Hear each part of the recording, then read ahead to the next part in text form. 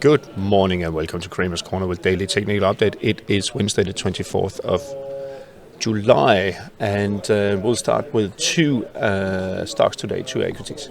We have Alphabet that released earnings in aftermarket yesterday, and it was up slightly in aftermarket trading, 0.7%. It doesn't reflect here on the chart, but it already bounced a little bit after this sell-off here early in July. If it takes out and closes below 179 and the RSI is closing below 40, then we will see a downtrend. But for now, it closed 184.58, so slightly higher in the aftermarket. Let's see where it will move to the next couple of days, but keep an eye on this 179 level.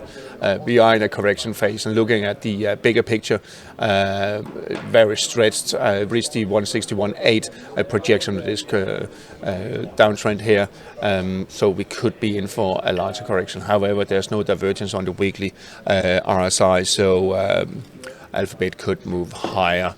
It's not a clear picture. Tesla sold off to 238, around that level in the aftermarket, following their earnings. So around this level here, 230, a little bit higher though. Let's see, there we are. And let me just show you what you can do with this chart. 238, around that level we did solo. You can actually type in there. So 238, that is the aftermarket. Let's see what it will do in the pre-market, but it ended 5% down yesterday. If it does take out the 231.30 level here, which is then will close this little gap, well, then we are in a bit of a trouble with the uptrend. There is no divergence on the RSI, however, but we have this the top and reversal pattern here. So here we have a sell-off, we have a doji, and we have a bullish candle. So that's a doji evening like candle here. So that's a candle formation. So that's actually the top of reversal indicator, but I wanted to see it being confirmed with a close below 231.30, and then we are looking at this gap area here if that materializes. If it takes out the peak yesterday, 255.76, well, then we could see a cancellation of the top reversal pattern there. So let's see next couple of days how it will play out. In the US market, we saw Russell 2000 that was quite positive yesterday, 1.2% higher. Here is the Russell 2000 ETF.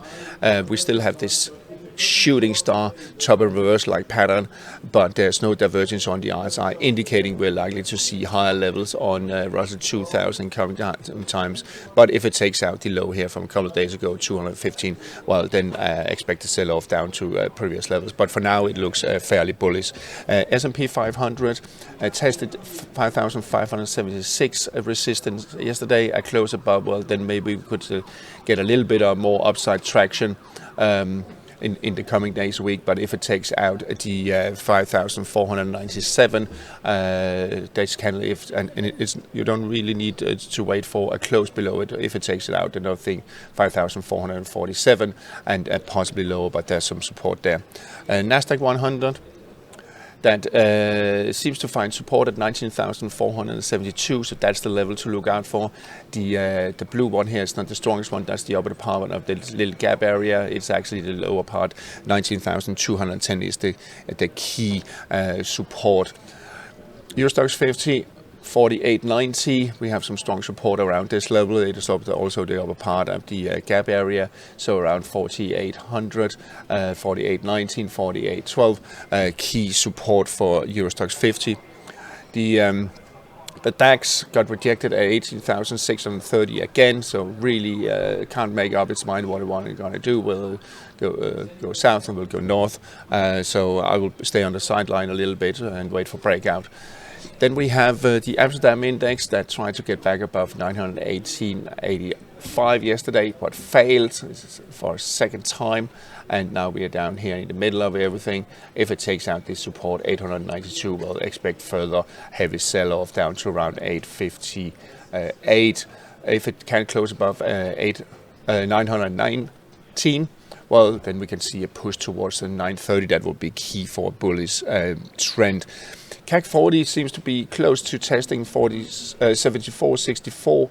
Key support in this range here. If it breaks below and does close below, well, then expect sell-off down to around 7,300. If it does bounce, well, then it will move back up towards the 7,600. Possibly higher, but this is the range that it really needs to break out of. Swiss market, key support 12,151. Keep an eye on that one. Euro dollar sell-off has taken it below 38.2 retracement and could be testing the support at 108.16, maybe dipping down to 108. Maybe even down all the way down to 108, but we have some moving averages coming up here giving some support. We have the 200, we have the 55 moving average giving some support. For now, there's no divergence on the RSI, as you can see. So this should merely just be a correction. It's just a question of how big could it all dip all the way down to 61.8. I'm not quite sure about it, but 107, 74, 75, that would be a fairly strong level to bounce from, but keep an eye on it. So at 108 level there, I think it would be tested, and then we could see a bounce. Euro sterling rejected, couldn't close above 84.28, resuming downtrend, but it needs to take out the previous lows here at 83.83 for a move lower to all the way down to 83.50, 83.40 level. There is divergence on the RSI, but we are still in a downtrend on euro sterling, so I think we will move lower there. It's being helped a little bit at the moment with cable or sterling dollar pushing lower, currently trading around the 38.2 retracement at 128.80. We could see a correction possibly all the way down to 61.80. It's not unlikely. 127.80 or 127.80 could be an exhaustion point. You can also see there's really strong support in this region here. So if the sell-off really hits, but as long as RSI stays above 40 and we are still in a positive sentiment and there's no divergence indicating likely higher sterling dollar levels after this correction is over. If it does close below 128.80 and bounces back, well, then we could see uptrend resuming. Yen has been really sold off also faster and more fiercely than anticipated, but we did talk about it yesterday that 154.45 or 54.45 around this level could be tested. There's some support back from June.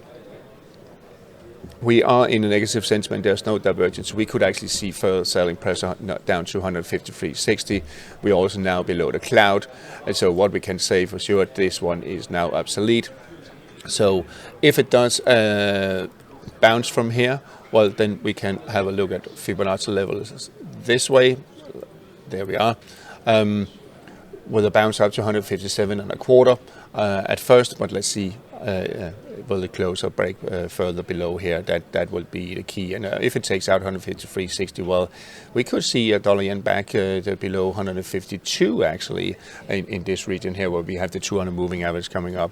Euro yen testing the 167.5 support.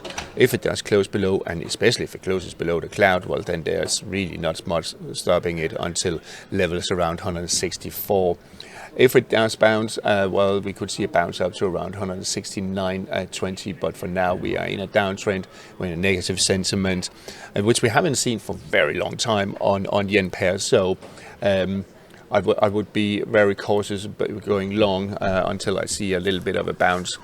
We also have the Aussie yen, and it is also it's like a double whammy here. We have yen strength, and we also have Aussie moves. So we're going to look at the Aussie dollar in a minute, but now we're below support 102.60, and I don't really have much support. Let's just move this one down here in this region around 100.5 and 9900 in this area here. There will be some support, but for now really heavy, and we could push lower also towards this rising trend line and the 200 moving average. key question: can it break below and close below the cloud area here? But we are in a very heavy selling pressure at the moment. It really needs to bounce back above 102.60 to initiate a correction higher. We have sterling yen at the 198.92 support. It is not the strongest support, to be honest, and I think we could see a dip down to the 61.8 retracement, and this is from this uptrend here, and now we actually can delete this one because it's obsolete now.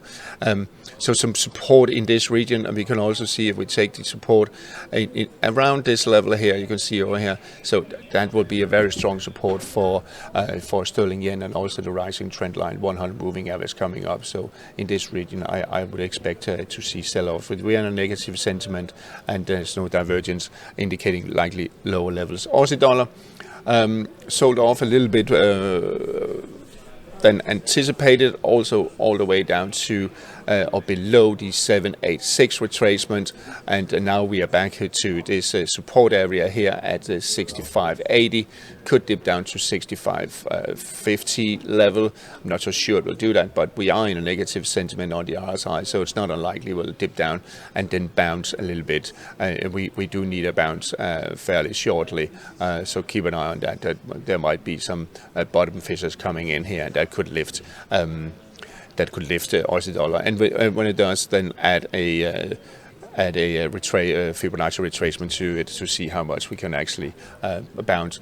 Dollar Canada, it closed bang on the 137.85 yesterday, and now we are trading above, and I think it will continue for quite some time. We have the RSI in a bullish sentiment. No divergence indicating likely higher levels, and if we just play with it a little bit, say okay, we maybe have a little bit of a projection there, so then we're looking at 138.19, but I think we are up here in the region at 138.5 in this region, 138.60 here in the coming days, I reckon. Looking at the weekly chart, we can see 138.60, 65 and a little bit more than that, so we have some strong resistance up here, and I think we'll reach that in the coming week or so. Moving on to the Swiss, so heavy sell-off on the Euro Swiss at the moment. Let's remove this one and also remove this one. Oh, sorry, that was the wrong one. I will remove there. Apologize about that. There we are. So below the 38.2 retracement, close to the 50. I think we'll see a sell-off down to 61.8 and 95.90. Could dip all the way down to 786, but we have some support here. We have the 50. We have the 200 moving average coming in. So if it dips down to, I expect a little bit of bounce. However, if it does, then we'll probably also see the RSI closing below 40. So that could be put further pressure on dollar Swiss to push lower. So keep an eye on those levels. If it does bounce back and takes out 97, well, then uptrend is likely to resume. Dollar Swiss has bounced, but now it's struggling a little bit, as you can see here. And I would actually remove this one also. And this is, you can see how it works with the chart. You can do it yourself also. So here we are. So we are currently at 38.2, just around that level, but we could see a correction up to around the 61.8. But the Swiss franc is weighing heavy on it. So I think we will see a dollar Swiss pushing low in coming weeks. We're also in the negative sentiment on the RSI, no divergence indicating lower levels. Dollar index currently testing the 38.2 retracement and resistance at 104.25. Will it break above? Well, then we are looking at 104.57 around that, but then we have the 55 and 21 and also the 100 moving average giving some resistance, and we are still in a negative sentiment. So fairly heavy on dollar index. It looks like it's just a correction. Gold, moving on to gold, that seems to be bouncing off its support. So let's remove this. Well, no, I'll keep it. Bouncing off its support at 23.88. slowly crawling higher, and I think we could see it pushing towards the 61.8 retracement at 24.45. We are in an uptrend. Positive sentiment indicating that we are likely to push higher on gold, but if it takes out the lows here from the other day, 23.83, expect as further selling or selling to resume. Key strong support in silver at 28.60. I think it will bounce here in the coming days, and you can see RSI is also still above 40, likely to giving some support. If we get back above $30, well, then we are likely to be back in bullish trend. The platinum spot, you can see 943.80, around 943 level here. Strong support back from the June sell-off, a bounce, and I would expect a move towards 975, maybe even 1,000 here in the coming week or so, especially also if the other metals can be dragged higher. But this one, the platinum seems to be really the volatile one. If it takes out 940, well, then we are looking lower towards a 900 level. Copper maybe has also found solid ground here at 413, can still dip down to 410 and test the 200 moving average, but I think we'll see a little bit of a bounce in the next couple of days. But we really need to get back above 433 to get more upside traction, but we are in a downtrend here. And if we just looking quickly at a weekly chart, see how much it sold off actually. I expect a bounce, but keep an eye on it the rest of the day and see what will happen. WTI oil dipped below the 61.8 retracement, and currently it is testing it once again this morning here. I think we'll see a little bit of a bounce. However, we are in a negative sentiment on the RSI, so there could be further downside potential. So if it takes out the lows from yesterday at 76.41, well, then we're looking at $75, sorry, in this region, maybe even lower. But a little bit of a bounce we could see.